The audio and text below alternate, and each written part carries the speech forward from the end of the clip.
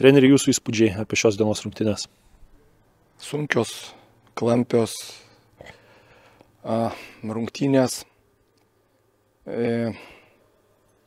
Pritrūko, sakykime taip, pritrūko aštrumo priekyje. Galbūt rezultatas 0-0, sakykime taip. Žinot, nepraleidom. Visą laiką po sužaistų rungtynių ieškai kažkokio tai pozityvo. Tai rezultatas 0-0, nepraleidom, bet kas liečia žaidimą atakoje, buvom, sakykime taip, galbūt šiek tiek skurdoki. Trūko energetikos, trūko, kas liečia mūsų sutarimus.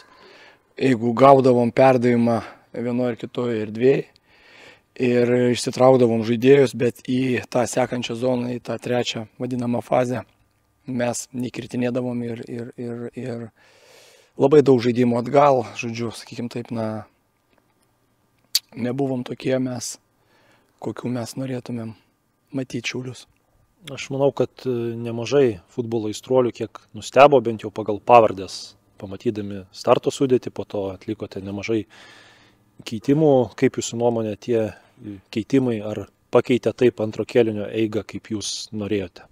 Žinot, planavom jo, kad, sakykime taip, tiek Deividas, tiek Gabrielius įneš savos energetikos ir bus aštrus, galbūt daugiau prašys gynėjam už galvų ir aišku, Mantų išėjimas irgi šiek tiek paįtakos tą žaidimą. Buvom numatę taip, kad galbūt gali mums ir pristigti tos energijos, žinot, priekyje, bet, sakykime, tie, kurie išėjo,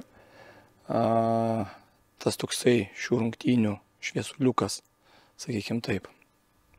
Jums treniruojant Šiaulius A lygoje, Lukas Paukštė abu kartus pradėdavo sezonus, šį kartą situacija kita. Šiandien Gustas Baliutavičius sužaidė puikias rungtynes, gal net geriausias jūsų žaidėjas komandoje buvo, čia mano bent jau nuomonė kuklė.